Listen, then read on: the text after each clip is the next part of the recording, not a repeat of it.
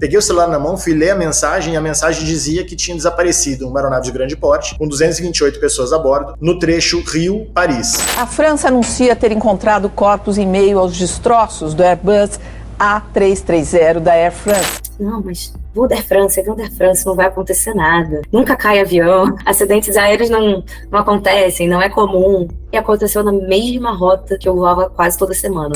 Foram encontrados nesses locais poltronas de avião, pedaços brancos de material, uma boia laranja e um tambor e também vestígios de óleo e querosene.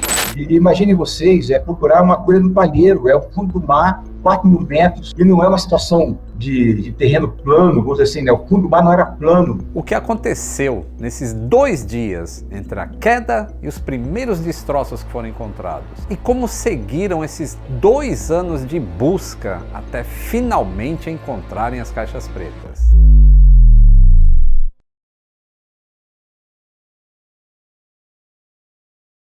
A produção desta série só foi possível graças a Insider. Em retribuição, durante a série, a Insider dará a você 15% de desconto usando o link da descrição com o cupom LITO15. Eu estou usando um super lançamento, a Tech T-Shirt Edge. Ela tem um acabamento especial de costuras duplas e é mais elegante ainda, com um toque urbano e minimalista. A tecnologia é a mesma que você já conhece. Anti-odor, respirável, não precisa passar, conforto térmico e não desbota. Muito obrigado, Insider, por incentivar este conteúdo informativo. Fiquem agora com o segundo episódio do especial Voo 447.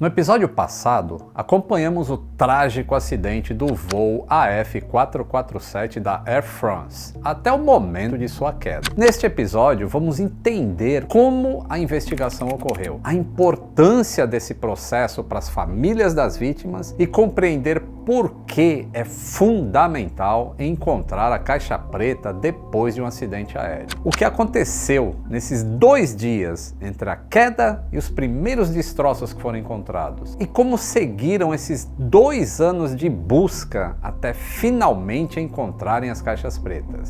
Nesta série de 3 episódios, vamos entender exatamente como tudo aconteceu, ouvir pessoas que perderam seus entes queridos e descobrir como as investigações se desenrolaram ao longo desses últimos 15 anos. As entrevistas com essas pessoas são longas e aqui vamos trazer pequenos trechos, mas se você é membro do canal, poderá assistir às entrevistas na versão integral. E para se tornar membro, basta clicar no botão Seja Membro e siga as instruções do YouTube. E eu tenho uma novidade: todo mundo que se tornar membro terá o seu nome exibido no último episódio dessa série.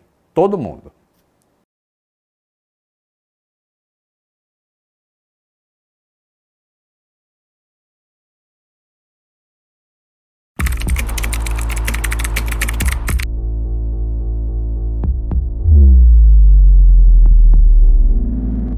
Eu exerci a função de chefe da divisão de busca e salvamento. É uma divisão que pertence ao subdepartamento de operações do Departamento de Controle do Espaço Aéreo. Entre outras funções, uma delas era supervisionar todas as operações de busca e salvamento que aconteciam nos 22 milhões de quilômetros quadrados sob responsabilidade brasileira. E a partir de 1994, então, eu ingressei no Esquadrão Pelicano, o segundo esquadrão do 10º Grupo de Aviação, que dentro da Força Aérea Brasileira é a unidade aérea com a missão de estabelecer e executar a doutrina da aviação de busca e salvamento.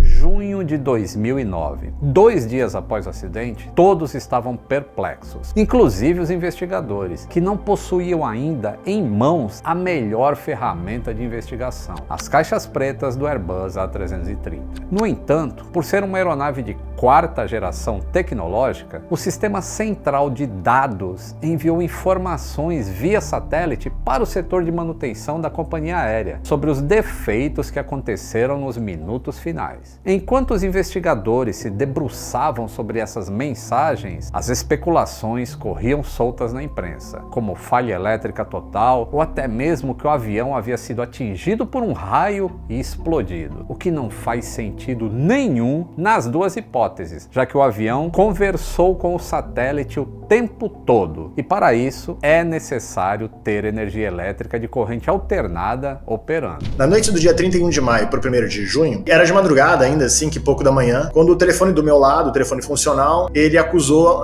o recebimento de uma mensagem de texto. Peguei o celular na mão, fui ler a mensagem e a mensagem dizia que tinha desaparecido uma aeronave de grande porte, com 228 pessoas a bordo, no trecho Rio-Paris. É atípico. Veja, estamos falando aqui de uma média brasileira por volta de 2.500 operações de buscamento por ano, né? E isso não é algo ruim. Na verdade, isso se traduz como a nossa capacidade de detecção. O que é uma operação de busca e salvamento? Uma operação de busca e salvamento é quando a gente tem uma aeronave em situação de emergência real ou potencial. Então, toda vez que a gente tem uma situação dessa, a gente tem uma operação de busca e salvamento. Então, ser acionado por uma operação de busca e salvamento vigente, porque ela está iniciando, é comum. Fazia parte da nossa rotina isso acontecer. O que foge da rotina, o que extrapola o nosso cotidiano, é justamente uma aeronave de grande porte com muita gente dentro, num trecho que teoricamente é extremamente seguro. Isso realmente foge da nossa rotina. O meu blog estava todo vapor combatendo essas especulações. A lista de mensagens recebida pela manutenção era gigante. Sabia-se que o piloto automático se desconectou. Sabia-se que alguns instrumentos ficaram inválidos. Sabia-se que os sistemas inerciais não estavam de acordo um com o outro. Mas nada chegava perto de poder responder a pergunta: como foi possível uma aeronave de última geração desaparecer em pleno voo de cruzeiro? E sem esta resposta, a indústria da aviação não poderia acreditar na plena segurança do Airbus A330. Quando o salva-aéreo é acionado, você compõe uma equipe inicial com 3 profissionais, um controlador de tráfego aéreo, um especialista em comunicações e um coordenador de missão, que pode ser tanto da especialidade de controle de tráfego aéreo como aviador. Esse coordenador ele foi, na época, o Tenente Lopes, e a equipe, então, ela começou a tomar conta do problema. A mensagem que eu recebi no meu telefone foi do próprio coordenador, do próprio Lopes. Então, uma das coisas que ele faz é mandar uma mensagem para o chefe da divisão de buscamento para a gente estar trabalhando sintonizado com o que está acontecendo no país. Né? E as primeiras ações, elas envolvem o entender do caso. Então você faz um levantamento prévio das informações, você confirma, esse avião realmente decolou do Rio de Janeiro? Qual foi o último órgão de controle do espaço aéreo que falou com ele? Qual foi o último radar que captou ele? Então você começa a trabalhar uma rota, tudo para chegar no que a gente chama de LKP, é o Last Known Position, ou seja, a última posição conhecida. Por que a gente faz isso? Porque existe um manual chamado Manual Internacional Aeronáutico e Marítimo de Busca e Salvamento, que é produzido pela Organização de Aviação Civil Internacional. Então é com base nesse manual que o mundo inteiro tem que planejar e executar todas as operações de busca e salvamento.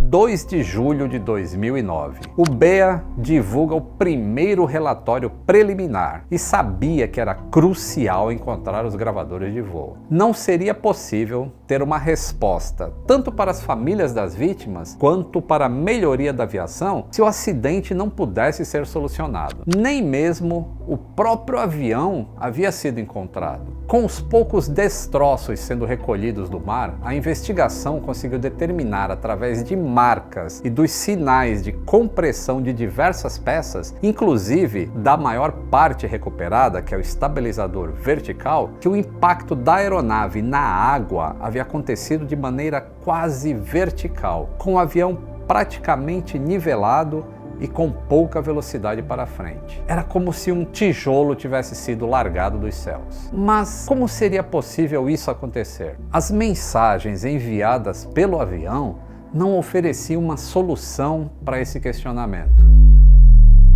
As primeiras 24 horas, na verdade, foi tentar entender se o local onde a gente estava executando as missões de busca realmente era o local correto. Então, assim, era atualizar a última posição conhecida, aquilo que a gente chamou de LKP, com dados agora atualizados pela própria Air France, quando ela começou a divulgar as informações de que ela tinha recebido mais de 26 mensagens automáticas da aeronave, e elas carregavam a informação GPS. Então, a última mensagem à CARS, ela foi determinante como o último ponto conhecido desse avião ainda em voo. E aí, a partir do segundo dia, nós tínhamos navios mercantes lá na região. E esses navios mercantes, então, eles começaram a dar agora pra gente a informação de corrente e vento. Real. Real por quê? Porque eles foram coletados naquela região, naquele momento. E aí nós deslocamos, então, a área de busca a partir do segundo dia. O que aconteceu como consequência? No terceiro dia da busca, nós começamos a localizar os primeiros destroços. E assim foi no terceiro, no quarto, no quinto. Só que quando você localiza um destroço lá no meio do Oceano Atlântico, é muito diferente eu pegar, por exemplo, quando nós localizamos a empenagem do avião. A empenagem do avião é muito fácil de você reconhecer que ela pertence àquele voo. Agora, quando você pega uma peça metálica, retangular, toda prateada, sem inscrição nenhuma, ela pertence ou não ao voo? E como eu faço para descobrir isso?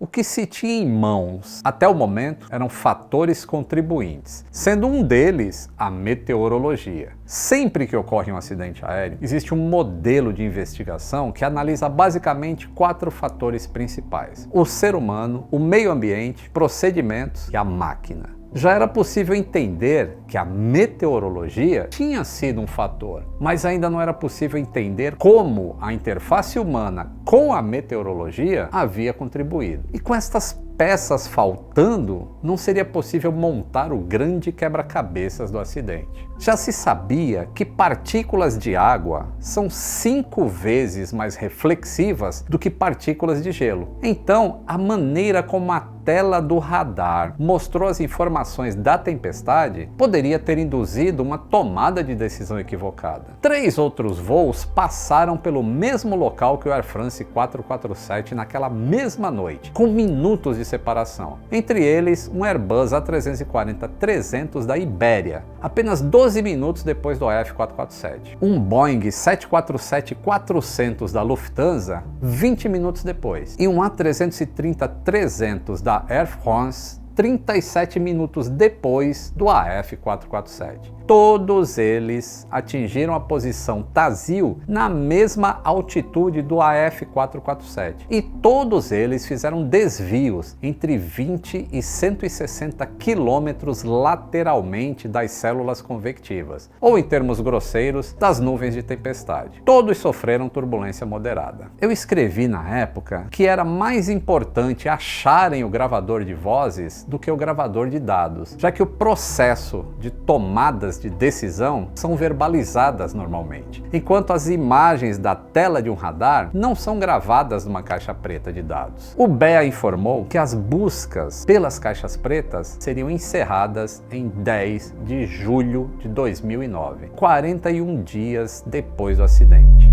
A sequência logística, ela acaba sendo a seguinte, nos primeiros dias, né? O coordenador, ele planeja uma missão de busca. O avião vai lá e executa essa missão de busca. Ele sobrevoa um determinado local. Ele faz a identificação positiva de algum objeto de busca, seja corpo ou seja destroço. Um navio é deslocado para aquela região. Faz o resgate da peça ou do corpo. Coloca ele embarcado. Esse navio agora ele tem que chegar próximo a Fernando de Noronha, até dentro do raio operacional do helicóptero que está em Fernando de Noronha, para o helicóptero ir para a vertical do navio, fazer a recuperação dos corpos e das peças por picape, né, ou seja, por içamento sobre o navio, sobre o convés do navio, trazer de volta para Fernando de Noronha, onde eles são embarcados agora num avião da FAB para ir para Natal ou para Recife. E aí em Natal e em Recife foram montados 2 postos de verificação, tanto verificação das peças, né, validação das peças e do IML. Então a logística desses primeiros dias foi estabelecida dessa forma. E isso foi acontecendo um dia depois do outro. Só que a gente saiu muito sem experiência prévia. Não existia um acidente semelhante ocorrido que a gente pudesse falar assim, aconteceu esse acidente, então vamos entender o que foi feito de melhores práticas naquele acidente que aconteceu no ano X e vamos aplicar agora. O que aconteceu é que a gente usou os dados do manual, e você tem que fazer isso, né? É um compromisso internacional de fazer isso, e aí com base no que a gente ia coletando de informação e de sucesso e insucesso, a gente foi se adaptando para poder cada vez mais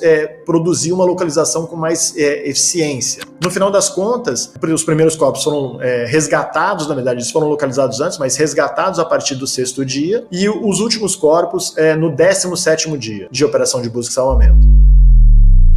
Como vimos no episódio anterior, os pilotos receberam uma informação meteorológica adversa pouco mais de 1 hora antes de atingir a atividade convectiva. Quando eles chegaram próximo ao núcleo da tempestade, ocorreu um pequeno desvio lateral, que era diferente do que os outros voos que eu comentei durante a noite tinham feito ao passar pela mesma área. Sem saber o porquê disso, não seria possível desvendar o acidente. Então, em 31 de julho de 2009, a própria Airbus investiu 20 milhões de euros para estender as buscas dos gravadores por mais 3 meses. Já surgiam em redes sociais especulações a respeito de que a empresa ou o órgão investigador francês já sabiam o que tinha acontecido, mas não queriam revelar para o público o conteúdo das caixas. Era difícil explicar para as pessoas que a Airbus era a maior interessada em descobrir o que aconteceu, para ter certeza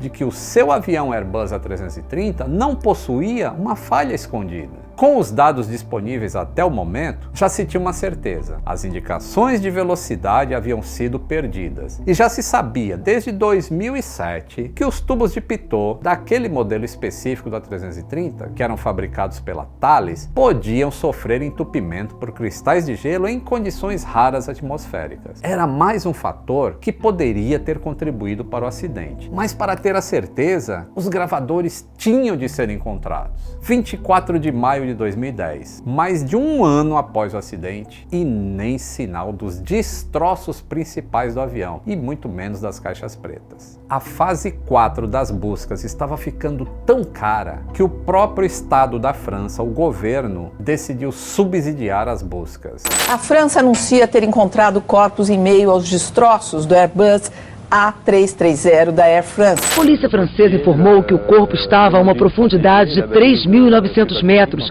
Foram encontrados nesses locais poltronas de avião, pedaços brancos de material, uma boia laranja e um tambor, e também vestígios de óleo e querosene.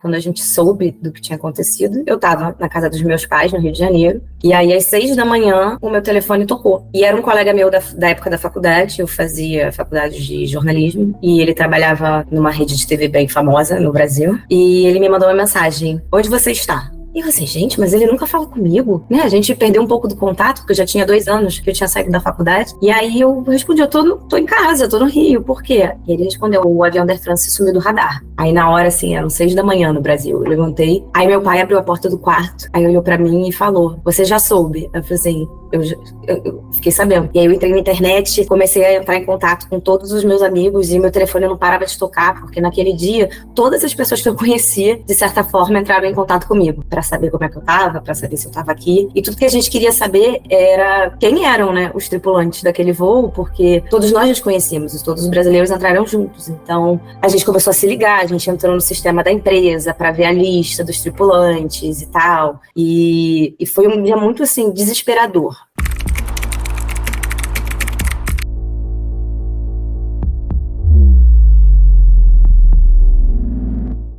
Quase 2 anos depois da ocorrência, quase depois de 2 anos da tragédia, e localizaram as caixas. Então havia uma expectativa, primeiro, que era a única fonte de informação, a melhor qualidade de informação, a única fonte disponível, seriam as caixas. Durante os 2 anos que se passaram, a localização das caixas, eu acredito, foi uma prioridade para a investigação, para o órgão investigador, para o BEA e para a França como um todo. Então, na hora que eles localizaram essas caixas, a expectativa nossa é que será que elas conseguiram sobreviver 2 anos embaixo d'água salgada, a quase 4.000 metros de profundidade, temperaturas baixas, é claro, tem a salinidade? Eu costumava pegar muito essa rota e quando a gente sempre quando a gente passava ali na zona de convergência do Atlântico, tinha bastante turbulência. E nós dormíamos, né? O lugar que a gente dormia era no fundo da aeronave, que balança mais quando tem turbulência. E aí, às vezes, assim, no meio da madrugada, o avião balançando de turbulência, aí eu pensava assim, não, mas eu tô no avião da Air France. Air France nunca vai acontecer nada. Porque assim, a empresa, pelos treinamentos que a gente tinha, cara, é uma empresa realmente muito focada em segurança. E a gente confiava muito. Até hoje eu confio, né? Viajo, sempre que eu posso, eu viajo de Air France, porque é uma companhia aérea que eu confio muito. E aí eu ficava dentro do posto, né, dormindo, pensando assim, não, mas voo da Air France, não vai acontecer nada. Nunca cai avião, acidentes aéreos não acontecem, não é comum. E aconteceu na mesma rota que eu voava quase toda semana. No dia 3 de abril de 2011, quase 2 anos após o acidente, os primeiros destroços foram encontrados, em uma área que já havia sido investigada antes. E o BEA acreditava que finalmente a localização do avião tinha sido encontrada. Demorou ainda um mês para que no dia 1º de maio de 2011 ocorresse a divulgação que todos esperavam. Submersíveis robôs tinham encontrado finalmente o gravador de dados de voo, depois de 2 anos submersos a uma profundidade de 4.000 metros. Mais 2 dias se passaram e finalmente o gravador de vozes da cabine também foi localizado. Agora seria possível entender o que houve naqueles 4 minutos e 23 segundos desde que o piloto automático se desconectou. Quais fatores surgiriam para explicar a descida quase na vertical? Seria uma falha estrutural? Seria um erro de procedimento? Seria qual fator humano? Considera que em 26 dias foram recuperados mais de 1.000 peças desse avião. E cada peça, ela foi recuperada exatamente com a mesma metodologia. Um coordenador, ele planeja uma missão de busca. Um avião vai lá e executa essa missão de busca. Ao longo da missão de busca, peças são observadas. Elas são plotadas no mapa, ou seja, são captadas as informações de localização dessas peças e transferidas para o coordenador. O coordenador, então, ele aciona o pessoal da Marinha, que pega um navio, que pode ser um navio da própria Marinha ou uma embarcação mercante, né, dos navios mercantes que estavam na região também, eram 4, e um desses navios vai até a posição onde está essa peça. Muito bem, só que é um navio, e é uma peça que está boiando, né? Então, como é que eu faço para capturar essa peça? Então, normalmente você tem que, na verdade, você para o navio próximo da peça, mas não tão próximo assim, desce uma lancha rápida, né, um bote de acesso, na verdade, coloca uma tripulação dentro desse bote, dentro dessa lancha, vai até a peça, faz a captura dela, coloca ela embarcada, sobe ela para o navio. Esse navio agora ele tem que começar o deslocamento de volta dele em direção a Fernando de Noronha. Ou ele passa essa peça por um outro navio que seja mais rápido, um navio tanque, por exemplo. Então que ele tem uma velocidade um pouquinho maior. Então você faz a transferência para esse segundo navio, para ele vir em direção a Fernando de Noronha até dentro do raio operacional do helicóptero. Aí o coordenador coordena, literalmente, né, para que o helicóptero decole de Fernando de Noronha, vá para a vertical desse navio, faça a recuperação das peças, o içamento dessas peças para dentro do helicóptero. O helicóptero retorna para Fernando de Noronha, desembarca a peça que agora vai para dentro de um avião que vai ou para Natal ou para Recife, dependendo dali do momento ali. Pegaram essas caixas, colocaram dentro d'água, lacraram elas e enviaram para a França. Foi nesse momento que eu fui para a França. Enquanto ele estava indo por outro caminho, eu saí do Brasil diretamente para lá e cheguei lá, foi aquele evento. Foi um evento, realmente. Era a melhor fonte de informação disponível sobre a tragédia. Demorou muito para cair a ficha de que o avião tinha desaparecido e que aquele avião não tinha simplesmente pousado em algum lugar e que ele tinha caído em pleno voo. Então, foi bem ruim. Quando eu embarquei no 447, que ainda não tinha trocado de número, ele trocou depois, foi o primeiro 447 que decolou depois, mas eu não estava tripulando, eu estava como passageira, porque eu tinha uma passagem marcada. E a tripulação que estava tripulando aquele avião foi a tripulação que tinha trazido o avião no domingo. E eu lembro que a empresa, na ocasião, perguntou se eles estavam dispostos a fazer o voo, se eles preferiam cancelar, e foi um acordo, assim, a equipe preferiu voltar, até porque, assim, a maior parte dos tripulantes eram franceses, então eles queriam voltar para casa, eles queriam encontrar as famílias, porque eles estavam muito tristes, porque eles tinham vindo com aquela aeronave para o Brasil. Eles tinham encontrado a tripulação que ia embarcar. Então, e naquele voo também tinham algumas famílias de algumas pessoas que estavam no 447 do dia 31 de maio. Eu acordava de madrugada e eu via as pessoas andando assim, sabe, dentro do avião, completamente com um olhar desfocado. Você via que era um clima muito, muito denso, assim, dentro daquele avião na volta. estavam as caixas e as 2 foram recuperadas. Isso foi para mim fantástico. E imaginem vocês, procurar uma coisa no palheiro, é o fundo do mar, 4 mil metros, e não é uma situação de terreno plano, vamos dizer assim, né? O fundo do mar não era plano. E tem mais, é o que eu digo, eu falei isso algumas vezes, para quem perguntou para mim, eu falei, foi a mão de Deus que ajudou a localizar essas 2 caixas. E imaginem vocês se tivesse um destroço em cima de um cilindro desse tamanho, ou uma caixa um pouquinho maior, assim, desse tamanho assim. Imagina um destroço em cima, um pedaço de asa, um pedaço de penagem em cima dessa caixa, não localizado nunca. Como é que eles iam revirar o fundo do mar? Ah, ainda tem essa. É um fundo do mar arenoso. Então eles localizaram no fundo arenoso, 2 anos depois. Só para explicar, as caixas, elas têm requisitos. O requisito de sobrevivência de cada caixa preta são 30 dias embaixo d'água. 30 dias para preservar os dados na melhor circunstância. 30 dias para o localizador funcionar, que é o beacon. E também tem, e aí aí só a Marinha para explicar para vocês, seria como localizar uma beacon embaixo d'água. Só a Marinha para explicar, né? Porque é uma ciência. 27 de maio de 2011. O mundo passa a saber o que ocorreu nos últimos instantes do voo AF447. Quando o voo 447 passou a se aproximar da tempestade, fazendo desvio para a esquerda, entrou em uma área de baixíssima temperatura, com água super congelada, que se transformava em cristais de gelo na hora em que entrava em contato com os tubos de pitot que estavam aquecidos. O efeito é semelhante a quando se pega uma garrafa de cerveja que está em estado líquido com a sua mão, e sua mão está quente, e na hora que você encosta, ela congela imediatamente. Os tubos de pitot medem a pressão do ar para saber qual que é a velocidade que o avião está se deslocando. E esta indicação de velocidade é então distribuída para vários sistemas do avião, principalmente o sistema de voo automático. Quando os computadores de voo identificaram que essas medições de pressão não estavam corretas, eles não tinham mais condições de pilotar o avião. Então ocorreu o primeiro e crucial evento. O piloto automático se desconectou, emitindo aquele alerta característico.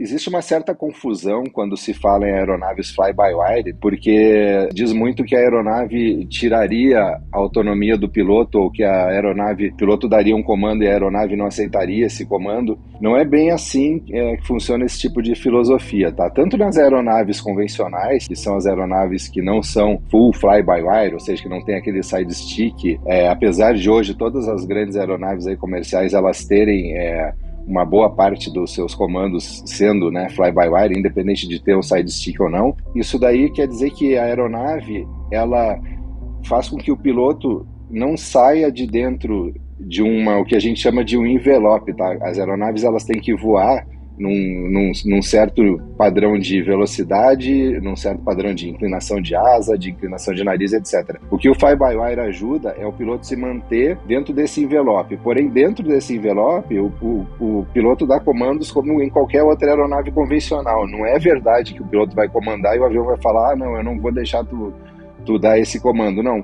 E numa aeronave convencional, o piloto também fica limitado a esse envelope. Então, numa aeronave convencional, o que o piloto faz é que ele tem que se policiar e estar dentro desse envelope, ele mesmo estaria se cuidando, vamos dizer assim.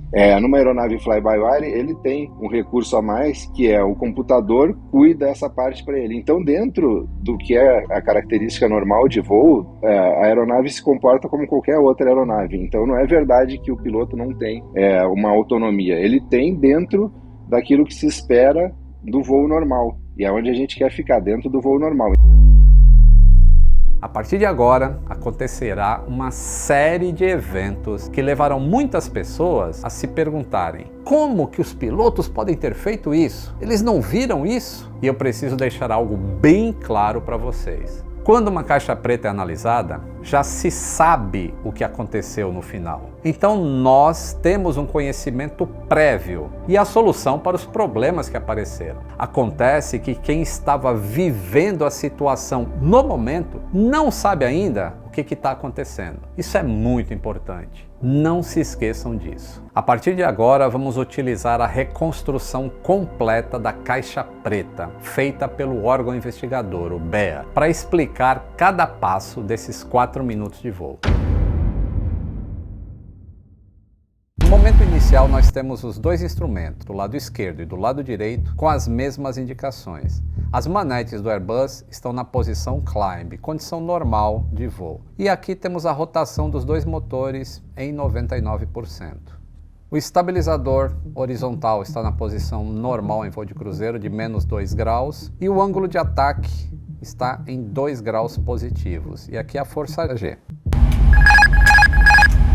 2 segundos após a desconexão do piloto automático, o Bonan exclama: "Eu tenho os controles." É difícil, por um lado, entender por que o piloto mais júnior dos 3 ficou com os controles. Por outro lado, o Bonan era o pilot flying dessa etapa. Portanto, assumir os controles ocorreu de forma natural. Se tivesse acontecido o briefing apropriado por parte do comandante do BOA antes dele descansar, do que cada um deveria fazer na operação em caso de problemas ou de emergência, talvez o Robert tivesse assumido os controles. Talvez. Então, o primeiro fator contribuinte para esse acidente foi um misto de complacência por parte dos pilotos, aliado a um procedimento não muito bem descrito por parte da companhia aérea.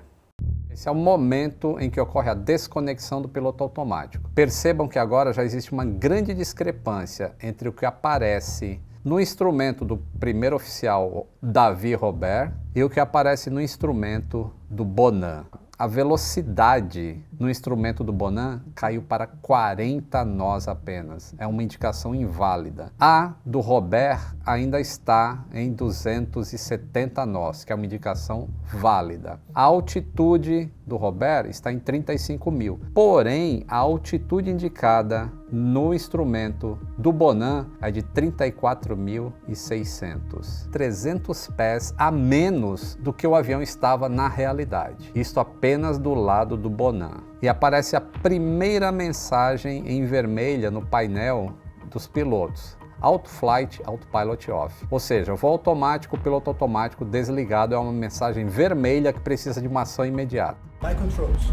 2 segundos depois, o Bonan fala: "Eu tenho os controles." E como ocorreu a indicação de queda de altitude e o avião está com a asa direita inclinada, e isso é uma indicação real, porque esta indicação da condição do avião em voo não vem de tubos de pitot, isso é do sistema inercial do avião. Naturalmente, o Bonan puxa o manche para trás para voltar para a altitude de 35.000 pés e ele inclina o side stick para a esquerda para fazer com que a asa esquerda volte à sua condição natural.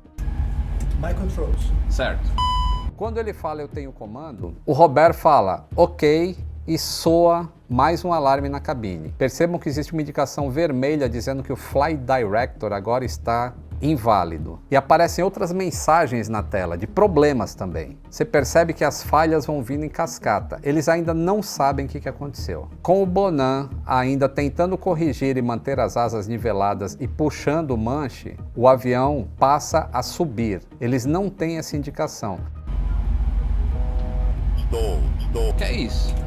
Esse alarme de stall nunca é ouvido por um piloto de Airbus quando o controle de voo automático está em operação. Os computadores não permitem que o avião perca sustentação. O que é isso? A gente não tem uma boa... A gente não tem indicações de velocidade. Perdeu as velocidades. Tanto o Bonan quanto o Robert percebem que eles perderam a indicação de velocidade. E essa informação é muito importante, mas ela se perde no meio da crise. O avião continua subindo e, na realidade, além do avião estar subindo, eles estão perdendo velocidade. Percebam que o ângulo de ataque ele subiu de 2 para 5 graus aqui. Alternate Low Protection. O Robert fala que agora eles estão em alternate law, porque ele está lendo na tela o que está acontecendo, ó, Flight Control Alternate Law, e ele verbaliza isso. E nesse momento é o que deveria soar uma luz vermelha na cabeça deles, falando: não temos proteção do controle de voo e estamos com indicação de velocidade inválida. Mas isso não acontece. Espera, estamos perdendo Wingate Eyes. Olha só a velocidade. E aí eles passam a ligar o sistema de antigelo. Olha só a velocidade, estabiliza. Quando o Robert fala atenção à tua velocidade, é porque ele começa a ter a velocidade aqui indicada, que está baixa, e a altitude começa a funcionar. Então aqui já não ocorre a falha de indicação do lado do Davi, mas do lado do Bonan continua errado. A altitude já voltou, mas a velocidade ainda não. Sim. Desça. De acordo com isso aqui, a gente está subindo. De acordo com as 3 indicações, você está subindo, então desça, gentilmente. Nesse momento, é como eu falei, como nós estamos de fora e já sabemos o que aconteceu, é fácil falar algumas coisas. Mas eu não sei, por exemplo, se na hora eles saberiam que a indicação de subida, que é o variômetro, ele não faz parte do sistema de dados do ar. Assim, o tubo de pitot estando funcionando ou não, o sistema que indica se o avião está subindo ou descendo, não faz parte desse sistema, faz parte do sistema inercial. E o sistema inercial nunca ficou em falha. No entanto, a gente tem informações na tela de problemas que não são a raiz do problema. Em nenhum momento apareceu uma informação aqui de que as velocidades estavam inválidas. Apareceu apenas que o controle de voo automático está desligado e que tem o auto thrust desligado. E o resto das informações não fazem sentido para os pilotos, para a situação que eles estão vivenciando. Então a gente já tem mais um fator contribuinte, que é a maneira que as informações eram apresentadas para os pilotos nessa época. E uma coisa que é muito importante, a gente só consegue consertar o que a gente sabe que está quebrado. Quando a gente não identifica o que está quebrado, a gente não consegue tomar uma ação. Então, se eles não conseguiram identificar que eles apenas tinham perdido a indicação de velocidade e que todas as outras coisas que estão aparecendo são relacionadas a essa perda de indicação de velocidade, então eles não podiam fazer nada. Eles só estavam correndo atrás do que poderia ser, sem em nenhum momento terem entendido o que estava acontecendo. Onde ele está? O Davi começa a chamar então o comandante do BOA e fala onde ele está, e ele toca diversas vezes o alarme de chamada lá do compartimento onde o comandante descansa. O alarme de stall toca novamente, porque o avião está com um ângulo de ataque muito elevado, de 9 graus, e a velocidade começa a drenar bastante. E a altitude que eles estão voando agora não é uma altitude que o avião poderia manter o voo sustentado, baseado na temperatura e no peso que o avião estava naquele momento. Quando toca o stall, um instinto natural é colocar os motores em posição de decolagem, ou de take-off go around, que é o TOGA. E aí é quando o Bonan fala TOGA. Acontece que para aquela condição, para aquela altitude que eles estavam, em 37.500, os motores não têm a mesma performance do que quando ele está decolando de um aeroporto ao nível do mar, por exemplo. E ainda pior, como os motores ficam para frente da asa, esta força a mais que está sendo feita pelos motores faz com que o nariz do avião suba ainda mais, comprometendo ainda mais a velocidade de perda de sustentação. Acima de tudo, mova o controle lateral o menos possível, O movimento do side stick é constante para todos os lados e sem conseguir resolver o problema, porque o avião não tem velocidade aerodinâmica para responder a esses comandos. No entanto, eles continuam subindo. Esse tracinho verde indica que o avião continua se subindo. Ele está vindo ou não? Rápido. Neste momento, tanto o instrumento do Bonan quanto o instrumento do Robert voltam a funcionar normalmente, só que eles não acreditam mais no que os instrumentos estão falando.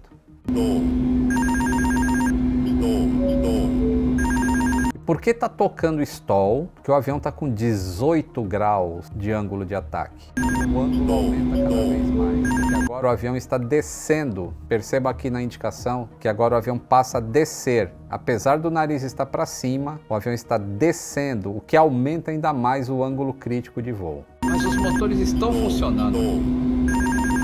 O que está acontecendo? E o Robert fala, mas os motores estão funcionando, porque ele consegue enxergar aqui que está com 100% de rotação. Se eles tivessem conseguido identificar essa situação que está acontecendo aqui, talvez tivesse ocorrido a correção para baixar o nariz do avião e ganhar velocidade.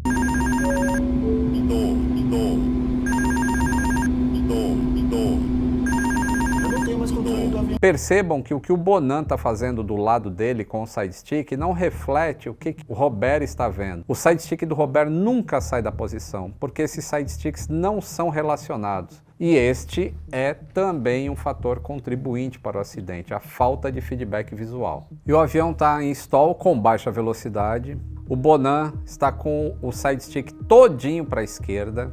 E aí ele fala, eu não posso controlar o avião mais. E ele não pode porque não tem velocidade aerodinâmica para fazer o avião responder a esse tipo de comando. E o ângulo de ataque está em impressionantes 30 graus. E a força G próxima de 1. Então o corpo não está sentindo a velocidade de queda do avião. Isso é uma pergunta que muitas pessoas fazem. Os passageiros sentiram que estavam caindo? Pela indicação de força G, eles não sentiram. É como se fosse uma levíssima turbulência. E os próprios pilotos também não sabem o que está acontecendo, porque eles não estão sentindo no corpo deles que a velocidade com que o avião está descendo é tão elevada. Eu não tenho nenhum controle do avião. Controles na esquerda. Quando o Bonan fala que não consegue mais controlar, o Robert fala comandos à esquerda, ou seja, ele vai assumir o comando do avião. E ele toma a atitude de colocar o manche para a esquerda sem puxar. E o Bonan continua para a esquerda, mas puxando. Quando existe dois comandos simultâneos em um avião fly-by-wire, existe uma soma aritmética dos dois comandos. Então a soma disso com isso vai gerar um equivalente ao movimento nesta posição aqui, que seria nariz para cima. Eu tenho a impressão que temos a velocidade. O que vocês estão fazendo? E neste momento, o Dubois entra na cabine e ele pergunta o que está acontecendo. O Robert fala, eu não sei o que está acontecendo. O que está acontecendo? Eu não sei o que está acontecendo. Perdemos todo o controle do avião, não estamos entendendo nada, já tentamos... Neste momento, eles não falam uma peça de informação crucial para o comandante, que eles perderam o voo automático e nem que eles tinham indicação errônea de velocidade, que foi a segunda coisa que eles falaram. O que vocês acham? Não, acima de tudo, não acione. O Bonan continua puxando o side stick para trás o tempo todo e já chegou a 42 graus de ângulo de ataque, porque a velocidade está muito baixa e o nariz está muito alto. Estamos descendo. Não acione. Estamos puxando. Esse também é um momento crucial do voo. A velocidade ficou tão baixa que ela some dos dois instrumentos, porque a velocidade é real. E os engenheiros da Airbus sabem que o avião, abaixo daquela velocidade, abaixo de 80 nós, o avião não voa. Então, eles só podem conceber que essa indicação de velocidade é inválida. Então, eles retiram da frente do piloto essas indicações. Sem as indicações de velocidade, o alarme de stall para de tocar. Essa é uma informação importante também. Tá descendo. Descendo agora? Não, Desça. tá subindo ali. Estou subindo. Tá subindo. Não existe uma comunicação clara assim entre descer ou subir, ou baixar o nariz, ou subir o nariz, que são coisas diferentes. O Bonan fala, ok, começamos a descer, e ele coloca o nariz totalmente para baixo, mas a velocidade ainda é muito baixa.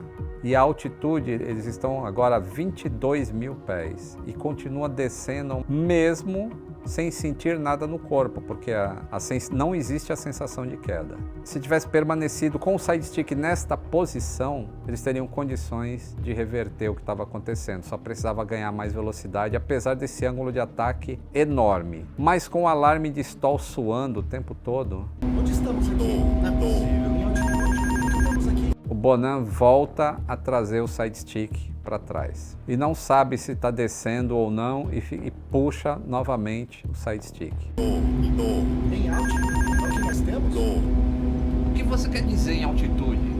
Sim. Estou descendo, não?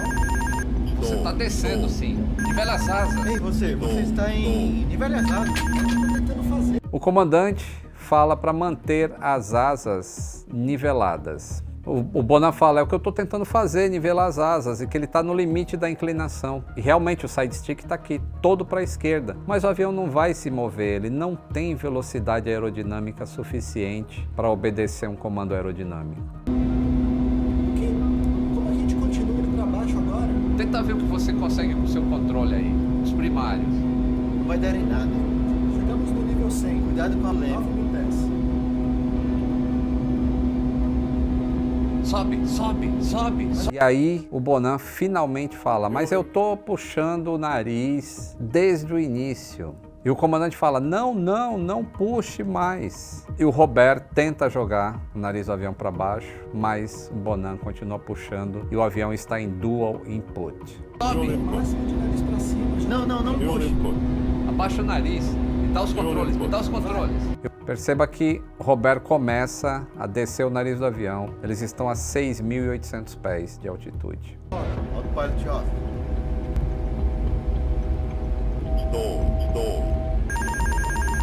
A velocidade estava inválida, então não tinha alarme de stall. O nariz do avião começa a descer, eles começam a ganhar velocidade. O alarme começa a soar. Bonan, que tinha passado os controles para o Robert, volta a mexer nos controles aqui e puxar o nariz do avião para trás.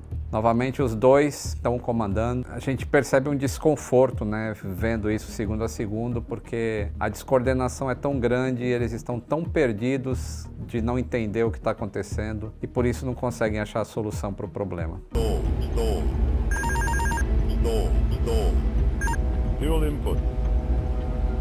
Cuidado, você está puxando o nariz. O comandante fala, atenção, vocês estão puxando o nariz, vocês estão puxando o nariz. Estou puxando, tenho que puxar, estamos a 4.000 pés. Você está puxando. Sync rate, pull up, Vai, puxa. pull up.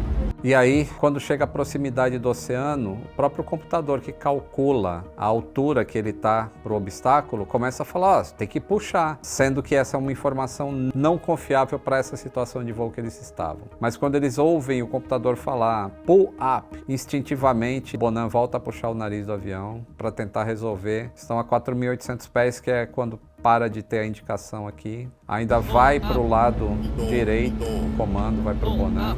E aí, a última frase gravada é o comandante falando, tá com 15 graus de nariz para cima e ocorre o choque com o mar. É difícil analisar tudo isso passo a passo assim. E como eu disse, você tem que se despir daquela informação de julgamento, porque eles não sabiam o que estava acontecendo. E a partir desse momento, a gente já sabe todas as falhas que levaram à queda do avião da Air France. Mas o que mudou de lá para cá? Quais foram as melhorias? O que mudou no avião? O que mudou nos procedimentos? Quais foram os avanços da tecnologia e da aviação nesses últimos 15 anos que se passaram? E para as famílias, quem é o responsável pelo acidente? Essas e outras respostas a gente vai descobrir no terceiro e último episódio da série especial Voo 447.